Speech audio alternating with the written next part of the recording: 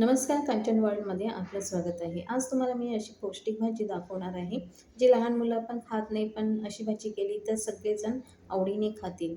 तर इथे मी तुम्हाला चणा डाळ आणि पालकची भाजी दाखवणार आहे. त्याची मी इथे पूर्वतयारी केलेली आहे.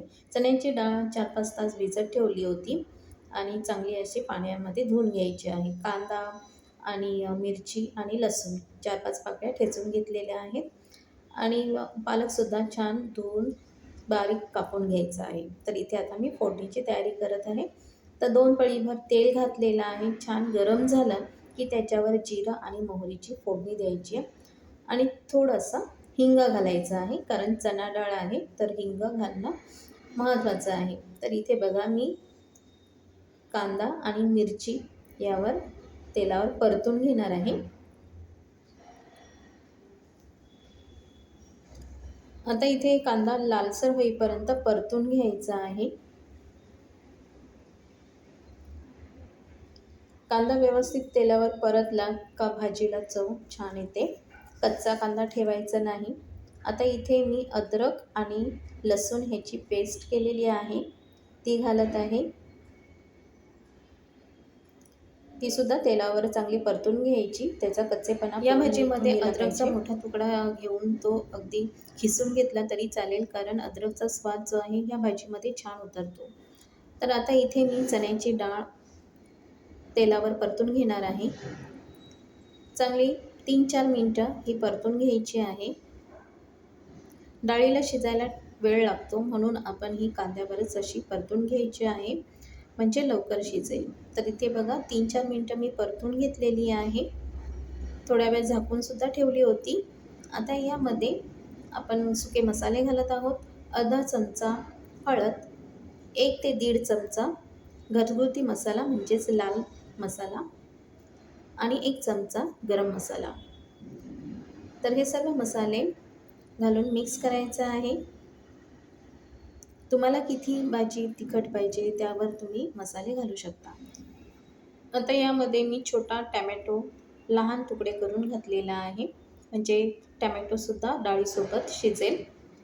तर ही थोडी वेळ परतून झाल्यानंतर आपण याच्यामध्ये थोडंसं पाणी घालणार आहोत, कारण डाळ जी आहे ती शिजली पाहिजे. त्यासाठी इथे मी अर्धा कप पाणी घेतलेलं आहे आणि आता 7 ते 8 मिनटं ही डाळ शिजवून घ्यायची आहे. चांगली उकळी आली पाहिजे. सर्व मसाले वगैरे मिक्स केल्यानंतर आता ही डाळ आपण झाकून ठेवणार आहोत आणि चांगली वाफ येईपर्यंत शिजवून देणार आहोत.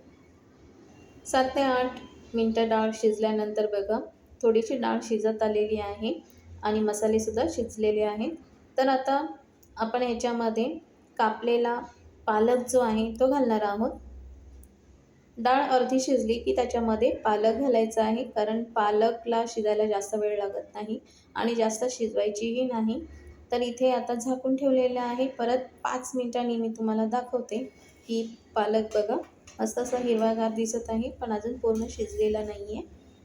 तर आपण ह्याच्यामध्ये आता काही पाणी वगैरे घालणार नाही आहोत, कारण पालकचा पाणी झालेला आहे, त्याच्यामध्येच ही भाजी शिजणार आहे. परत मी झाकण ठेवलं आणि 4 ते 5 मिनटं शिजवून घेतलेलं आहे. आता पालक आणि डाळ दोन्हीसुद्धा शिजत आलेले आहेत.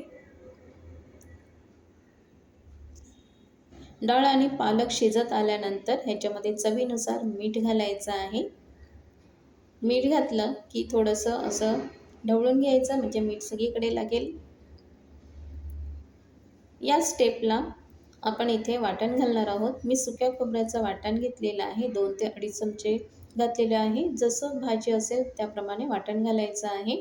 नाही घातलं तरी काही हरकत नाही, भाजी छान होते, टेस्टी होते. आता परत झाकण ठेवलेलं आहे आणि 3 ते 4 मिनटं असं भाजी शिजवून दिलेली आहे.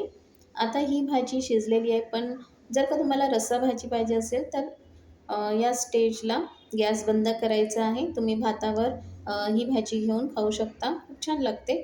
पण मला भाकरीसोबत खायची आहे, तर मला ही भाजी सुकी करायची आहे, म्हणून हे पाणी जे आहे ते मी पूर्ण आटवणार आहे आणि 3-4 मिनटं झाकण न ठेवता हे पाणी आटवून घ्यायचं आहे. तर अशी थिकनेस भाजीला मला पाहिजे होती.